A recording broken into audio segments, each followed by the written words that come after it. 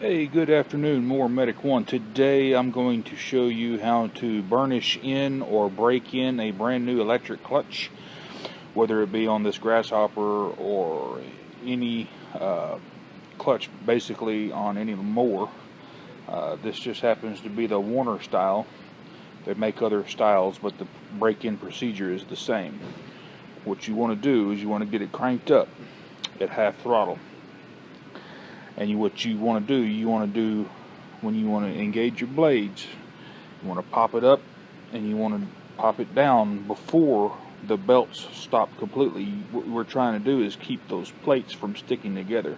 So we're going to do a roll and bump. We're going to engage the blades and disengage. We're going to do that 5 times. We're going to have a 10 to 15 or a 15 to 30 second cool down, and then we're going to do the same thing. We're going to do a roll and bump. We're going to engage it, disengage it, and before the belts stop, we're going to engage it again. Disengage it before the belts stop, and then we're going to do a full throttle. But only this time, whenever we do a full throttle, we're going to engage the blades, let it come up to RPM, disengage the blades, and let the belt stop. Engage it, let the belts, and disengage it, let the belt stop. We're going to do that 5 times with a 30-second cool down, 15 to 30 seconds. But after that, we're going to engage it. We're going to let it come up to RPMs, and we're going to let it hold.